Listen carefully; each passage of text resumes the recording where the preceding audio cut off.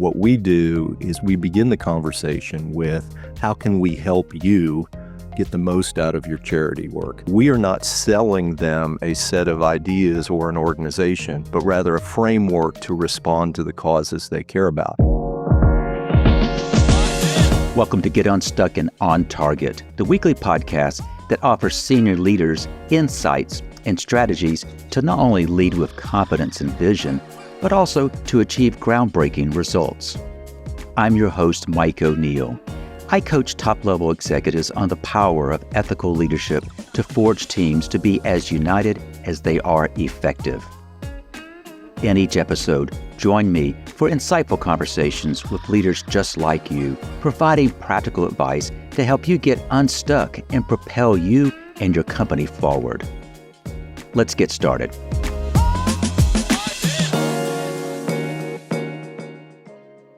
Before we dive in, I want to give you a quick preview of what's coming up. If you ever felt unsure about how to handle donation requests or community giving at work, this episode is for you. My guest today is David Aft, a long-term friend and the president of a foundation that helps businesses give with purpose. We talk about what makes giving feel meaningful and what to do when it doesn't. You'll hear why saying no can be just as important as saying yes, and how the best giving strategies reflect your values, not just your budget. If you're a decision maker, you'll walk away with practical strategies to make corporate giving more thoughtful, less reactive, and aligned with your values. Let's get started. My guest today is my longtime friend David Aft, an artist, civic leader, and president of the Community Foundation of Northwest Georgia. Under his leadership, the foundation manages nearly $100 million in assets, helping people and businesses turn charitable passion into lasting impact across the entire region. David also co-owns Dave and Polly's Art Emporium. It's a hub for local art and community connection. His work reflects one mission: helping communities live more fully, creatively, and generously. I wanted to invite my friend David on for one reason primarily, and that is, it seems to me that many leaders, they want to support causes that matter, but they have limited budgets, but they have endless requests, and that can create tension. So today's conversation is about making giving decisions that fit your values and brand without feeling overwhelmed. Welcome, David. Thank you, Michael. It's always great to see you and to now be part of your podcast. I've been following it for quite a while, and it's I think really making a difference out there with business leaders. Thank you. David, I've kind of listed this as a title, The Challenge of Charity, and kind of the tagline is how to say yes with enthusiasm and no with style. So that might be a good starting point here. You have been doing this for a long time. You've spent literally decades in the charitable sector. You've worked with companies of all sizes. And that first question is, when a business leader comes to you, really kind of unsure how to handle all these giving requests that they get, where do you start? Well, I start by asking them to take a step back. It's very easy to feel put upon or put on the spot by a charitable request. They come at you from all sorts of folks. It could be church on Sunday morning or a Rotary Club meeting or a chance encounter out at the supermarket. But business leaders are often approached any number of times during the week to support causes, and nobody likes to say no. It's a challenge because, I believe all people are generous, but finding the way that they feel best about their generosity while promoting the work of their company, building their brand, and bringing all those things together tends to be the challenge. David, I also know that you work with individuals, you work with families. So most of our conversation today will be more from a company perspective, with our audience being leaders. If you were to kind of step back and kind of characterize what you see, what works well when companies kind of are able to align their giving with their mission or brand? When we ask people to kind of step back, and the key question is, what do you really want from your charitable work? Some people want impact. They want to change the world around them. Some people want to help strengthen their brand identity by acting in ways that kind of reflect their work. A great example of that would be an optometrist group practice looking at providing low-cost eyeglasses to economically challenged families, those type of things. But again, the conversation begins when you step back and really say, what do I want to get out of this? What I've found with companies is they are often caught between the responding to their customers who reach out and say, hey, I'd like you to help me with the cause I'm working on in the community. All the way to individuals who reach out in need, and finding a path forward is oftentimes beginning to look at your value equation. What do you care about? Not always what aligns with the organization or the needs of the branding apparatus, but how do you want to make a difference? I believe each and every human I've ever worked with, families, businesses, and all of the above, tend to care about different pieces of the charitable economy. Some like children's issues, some like other issues, healthcare, and so forth. And when we work with them, we first ask people, what do you care about and what are your priorities? Hmm. So could we just talk that one through for a moment? Um, I I'm thinking of a leader who is generous in spirit and cares about a number of things. If you ask that question and they kind of look at you, say, "Gosh, I don't know which I would like to choose," how do you help them kind of narrow that down? Well, I think first of all, you look at the definitions. I don't think there's any way to escape the importance of responding to customer requests. So usually I say, how much of your charitable budget are you willing to dedicate to simple response to people who you know it's important to respond to? You've got a big customer or a colleague or somebody that you've worked with over time. How do you want to respond to that? I usually use the rule of thirds. About a third of your charitable budget needs to be dedicated to customer responsive work. Hmm. And the more mileage you can get out of that, the better. You certainly don't want to give $10 to everybody who asks you, but really look at how you want to include a customer response segment to that. The next thing is, what do your employees want? A lot of organizations involve their employees in making some of those priority-based decisions. And then lastly, and I really strongly encourage this, is to develop kind of a charitable mission statement. And Mm. by that, I mean, what does your organization want to invest in? This is what you would do as a business leader, or what would the company as an entity really want to do? Let's go through each of those if you don't mind. You and I met literally decades ago when I was in a corporate HR role, and you were representing, I think, another agency, but it was a charitable agency. And I remember vividly that first meeting. You remember it better than I do because you can actually quote things that I had said then, which is amazing, David. But what I remember is your ability to kind of come in and listen well. And this rule of thirds makes a lot of sense. What I remember is you and I both live in a town that's dominated by an industry. We have competitors, you know, beating it out in the marketplace. But as a general rule, when they want to give, there's a lot of, hey, if you'll support my cause, I'll support your cause. A little bit of that back and forth. That might speak a little bit to the customer piece. Could we talk about the employee piece? Do you suggest that a third come that way? How can employees and involving them help improve overall the outcome of charitable giving by an organization? I think the key, Mike, is balance. You want to approach these decisions in a way that does not have the management structure dictating one charitable path or another, but really ask employees, if we were going to involve you in this decision making, what are your thoughts on it? And open a very broad question from that standpoint. Some employers choose to do workplace payroll deduction type campaigns. And if that fits, that's a wonderful opportunity to engage people at a bunch of different levels. Some organizations choose to focus on volunteerism out in the community, and they have work days and so forth, and they connect their employees to, repainting a homeless shelter or doing a food drive or acting in those manners.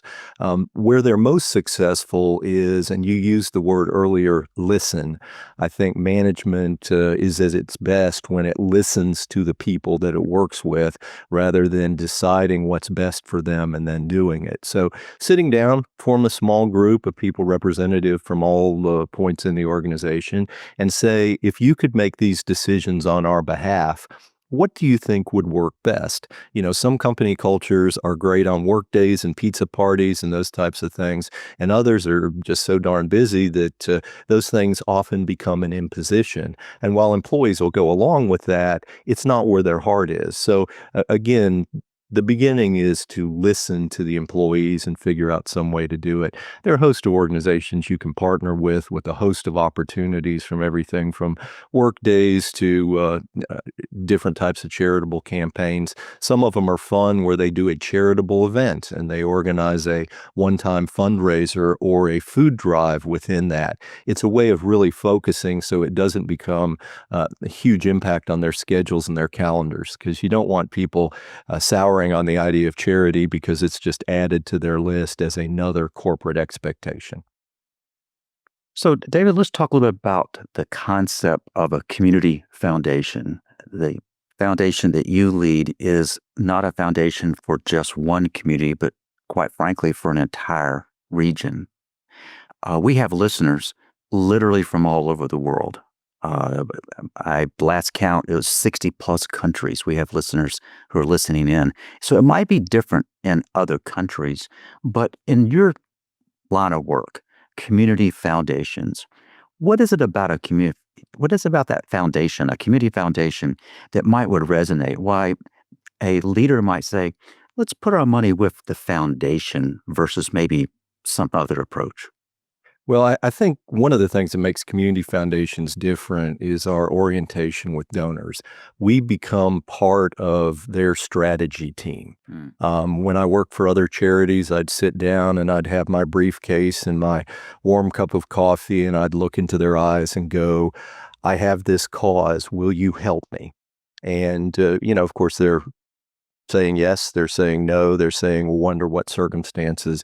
But at a community foundation, what we do is we begin the conversation with, how can we help you get the most out of your charity work? Mm. And that is a much different thing. So we are not selling them a set of ideas or an organization, but rather a framework to respond to the causes they care about. What that looks like in practical terms for us is we manage scholarships that are established for the employees of specific businesses.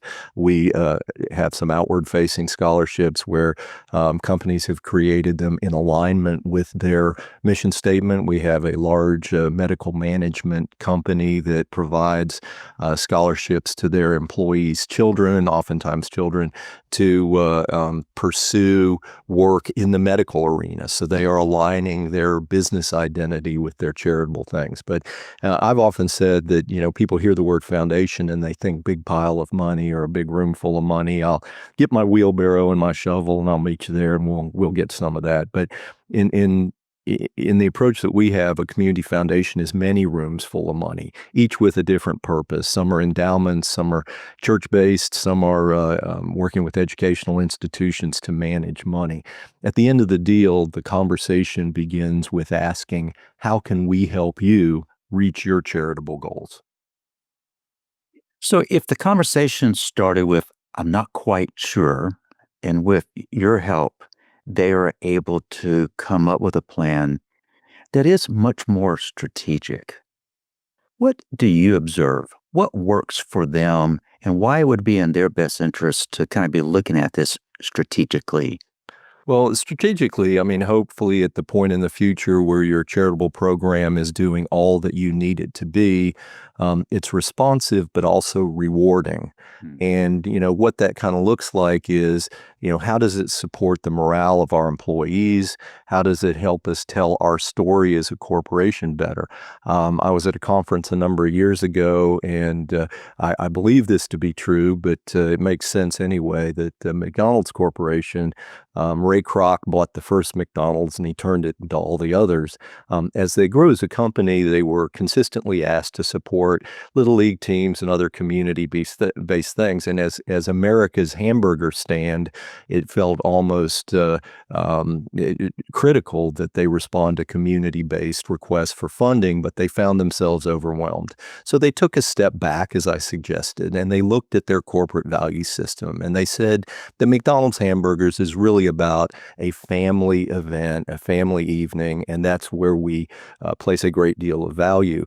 They looked out there and they formed Ronald McDonald House. And Ronald McDonald House, for those who don't know, is a residential program that helps families with chronically ill or significantly ill children to stay near the children's hospital or near the care facility. It really takes a lot of the burden off parents. But what McDonald's did in doing that is said, we believe in investing in families.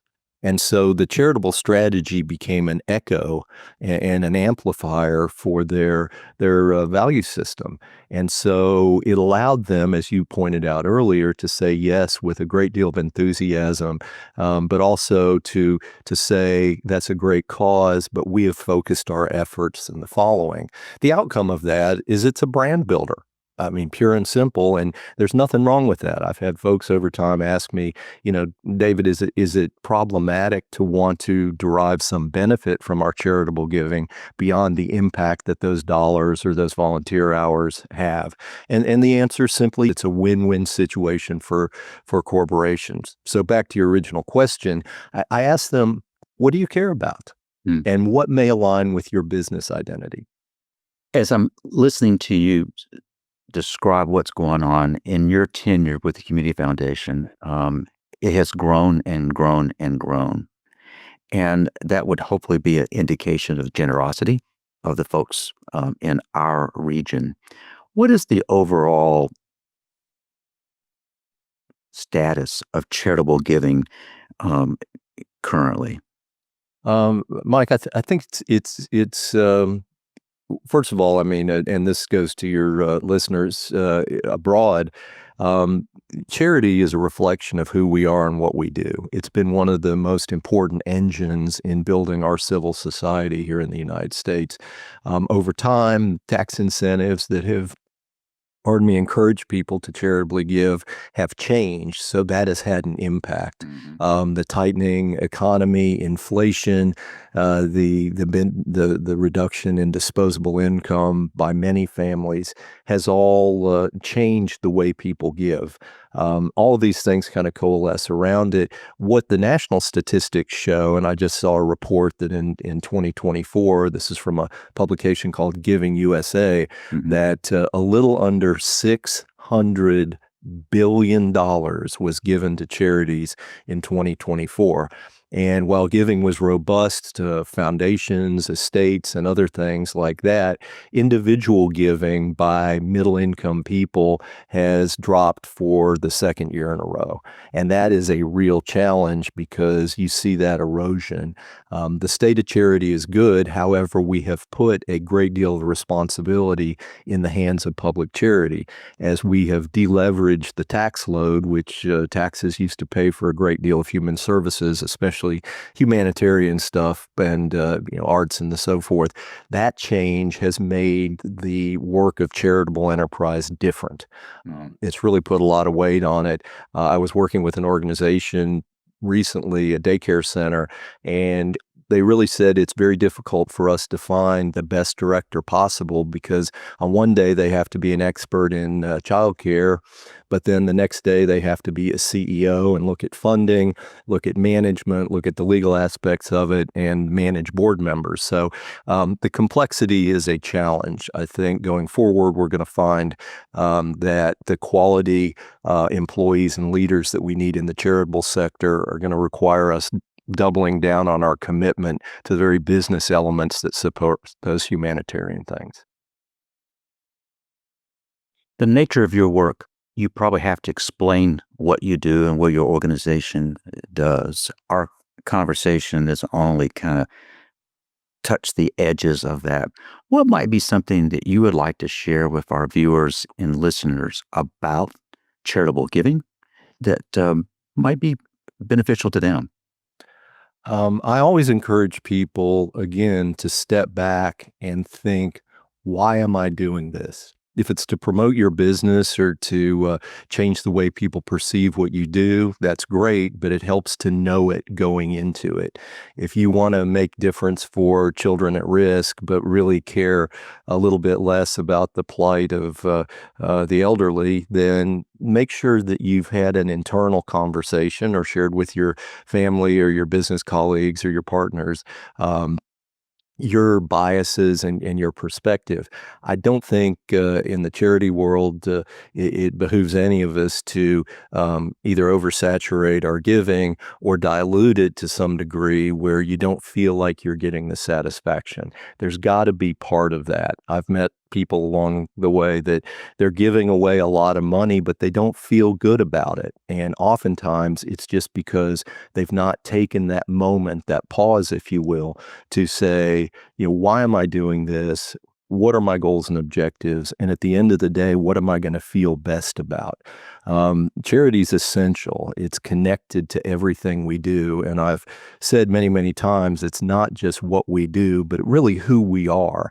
And, we get caught up in a very busy world where we are responsive to those who ask us.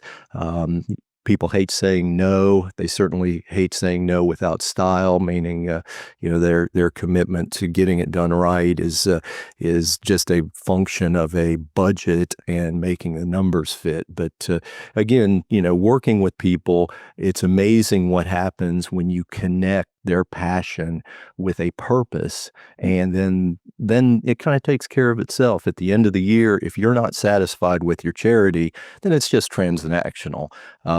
There are a multitude of opportunities to make a difference and feeling good about it and deriving some satisfaction. And that's more connectivity than a plaque on the wall. But, all people are different. And, the job on our side of the ledger is to help find out what rings people's bell and then help them find the vehicle through which to get that done. Dave, you've already hinted at one example. Perhaps you can think of another. This is kind of in keeping with our core theme of helping leaders get unstuck. Can you kind of reflect on a situation where maybe one of your clients was in fact stuck? What did it take to help them get unstuck? Usually it's just a little bit of information. I think that, especially if you're not in the charitable sector, it can present a bewildering set of opportunities disguised as tons and tons and tons of choices and asks and everything coming towards you. So, one of the things that I really loved was I have a client that lives a little bit out of town, and they reach out to the community foundation and say, I like children's issues, I like humanitarian causes, and I really love green space. I don't particularly like the arts, and I'm not really keen to some of the other things that they'd been associated with. And so they asked us to provide some guidance to them. And what's that has become over the last several years is every year we help him identify causes that align with the things that he likes, and then we kind of screen out those he doesn't. We also take a multi-year view. So this particular client's been with us about 6 years. years. And every year about this time, we begin to compile output or impact statements from the organizations that they have supported and provide them to them with our recommendation. Now, that doesn't always happen. Sometimes people call and say, I really need a mechanical or a business framework to do my work. I don't need you to tell me where to give my money or suggest anything, but rather to be a framework through which I can make some convenient decisions. Great example of that is I've got one client who uses a product that is very common in community foundations and other financial institutions called a donor advised fund. And every year he brings me a check for X amount of money and then a list of about 40 organizations that he has, kind of compiled that he likes to support on an annual basis. And we write the checks. We provide a convenience source for him. He is a very responsive philanthropist. He gives because people ask him to. We make that more convenient. And that's a great role that community foundations can play. As we begin kind of wrapping up our time together in terms of what this conversation might trigger in people's thoughts and minds, but you've really made it kind of clear that generosity is most powerful when it's intentional. Absolutely. And you've used this word heart and feeling a lot. And so I would encourage our listeners to take that to heart and to have clear giving strategies that can help both your community and perhaps your own culture. David, if listeners right now are listening and they're kind of feeling a little bit torn about charitable request, what would be one piece of advice that they should try perhaps this week to help bring clarity and confidence to their decisions about giving? I think the place to start is ask yourself or look at what you've done and say, is there alignment between what I care about as a person or the identity or branding strategy of my business and what I'm doing with my wallet? And if you see alignment, then you probably have a pretty powerful strategy. If you see alignment but don't feel connected to the causes you're working on, then do a little bit deeper dive or reach out to a professional like myself or others in the communities that you live and have a good conversation. But you mentioned it earlier, it's developing a strategy. And charitable giving, it seems like a very heartfelt reaction to somebody asking for help. But, when you take it to the next level and begin to embed it in the institution or in your business, it's as important to have a charitable giving strategy as it is to having a supply chain strategy, a personnel or HR strategy, a community development or marketing strategy. And I think charitable giving tends to be one of those things that can be an afterthought because it is not always specifically aligned with your tire shop or your medical practice or what have you. It becomes that thing that you'll get around to someday, but until then, you'll continue to respond to those who ask you. Satisfaction really comes when you decide a path to take and you take it. I'm always pleased when people finally look at me and go, I'd never thought about it that way. The light bulb goes off, and I find that, 6 months or a year later, they come back to me and say, I'm really having fun, and I feel better when I have to say no because I'm very confident when I do say yes. Oh, what a powerful recap, David. You know, I want to thank you for joining us today. You do some incredible work, both in your working in philanthropy and the arts. We didn't spend much time on the arts, but David's Maybe you'll invite me back one day. well, David's a gifted musician. He's a gifted artist. There's so many things that you could contribute to the podcast, and we maybe bring you right back on. But you have helped us see what's possible when generation come together with the mindsets of generosity and strategy. So where can listeners connect with you to kind of learn more about you, David, or perhaps the Community Foundation? Well, I always tell people you can go on Google. David Aft, AFT is my name. I can be reached through the Community Foundation of Northwest Georgia. I always tell people I'm about the easiest guy in the world to find, and I do Google myself from time to time, and there are a lot of different vectors through which to reach me. David.aft at communityfoundationnwga.org is a very direct way to get me, but you can also call our offices at 706-275-9117. We love people and we love helping them, de-stress their lives a little bit. I always love to work with you over time. As you've mentioned to your listeners, we've been together as friends and colleagues for pretty close to 30 years. But when you came up with the notion of helping business leaders become unstuck, the light bulb went off above my head, because we live in a complicated world, and I have almost never met people who don't want to do a tremendous job. But by throwing yourself into things, occasionally you hit these brick walls, these impediments, or these stumbling blocks. And again, at the end of the deal, step back, decide what you really want to do and how it aligns with the work. And then, as I have done many times with you, reach out to somebody you like, you care about, you trust, and have a great conversation. It'll change the way you look at things. I've enjoyed literally decades of great conversations with you. This is no exception. Thank you, David. I appreciate it, Mike, and good luck, and go bench builders. They're making a big difference out there in the business world. I do appreciate that. So here's my invitation to our listeners, and that is, if this episode sparked an idea or maybe kind of brought up a leadership challenge to mind, I'd love to kind of help you think it through. I offer game plan strategy calls. They're by invitation only, and they're focused. They're a 2-hour coaching session where we tackle one leadership challenge that really matters to you. There's no sales pitch. There's no agenda other than hopefully be serving you well. But you'll leave with a practical clarity and a meaningful next step forward. So if that sounds valuable, you'll find the link in the show notes. You'll also find a link to all of David's contacts information in the show notes. So for those listening, I hope this episode has helped you get unstuck and on target. Thank you, Michael. Thank you for joining us for this episode of Get Unstuck and On Target.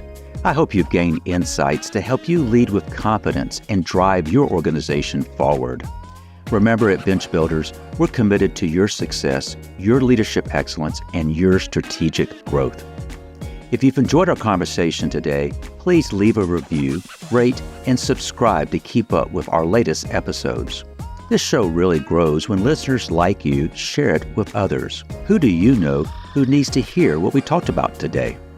Until next time, I encourage you to stay focused on the target and continue to break new ground on your leadership path.